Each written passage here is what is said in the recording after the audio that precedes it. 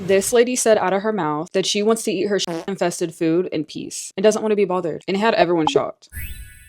In 2009, A&E would introduce us to the very scary, very shocking TV show Hoarders. In the TV show, the structure basically starts out with the family talking about their family member and how they basically got into this mess, figuratively and literally. Usually, this would be a time period in which they're already at their wits' end and that their family member has already struggled with this for years at a time, sometimes even decades of this. And typically, this would be triggered by a very traumatic event, or sometimes people just have been going undiagnosed. And then, of course, during the show, they do a huge cleanup and they have a whole team of professionals there. So there are people like therapists, there's the actual cleaning crew and organizers and so on. And they're all just cussing at each other trying to figure this out and get this cleaned up. It's a lot going on. There are a number of very disgusting episodes. Like, it's one thing to have trash in there, but people have found animals, if you get what I'm saying. But this episode is disgusting for a different reason. In season 6, episode 4, there's a woman named Shanna who is living with her mom. And the mom decides to end their trash service. So the trash and dirt, along with their regular household stuff, starts to pile up. Very tragically, her mother passes from cancer, and her siblings say it was due to the condition of the house. My mom died of cancer in this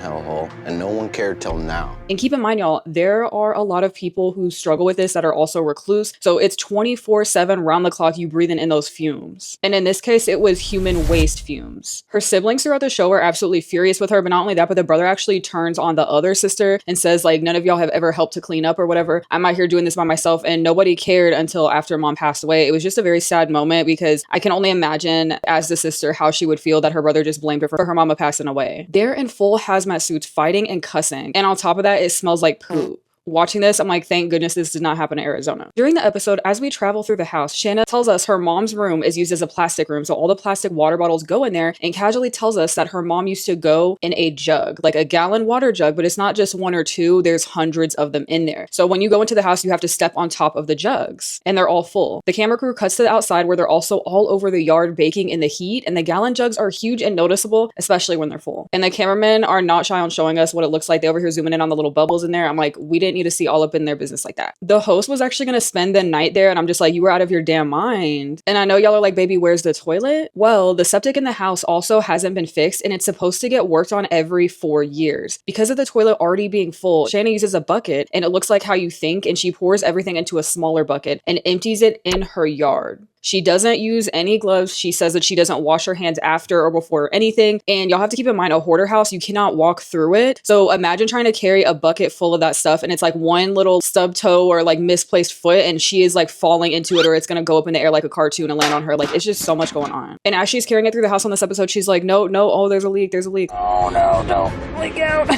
Like, no. The reason why this is so serious is because when it comes to human waste and stuff like that, you can get extremely sick and I think even pass away if you're inhaling it too much. Like, it's just a whole thing, and it's very, very serious and not to be like messed with, even with like human pee. Something that really shocked me during the episode was when he was like, what do you think is the worst part of the house, or what is taking over the house the most? And she's like, mold and dirt. Is that brand new information to you to think that the feces and urine has something to do with the smell?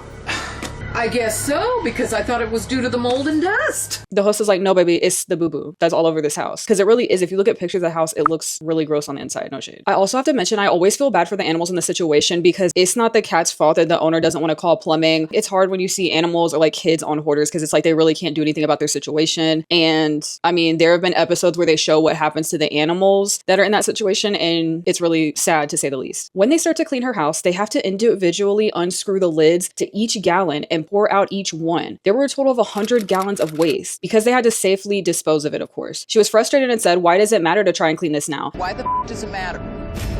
I've been eating poop for 12 years.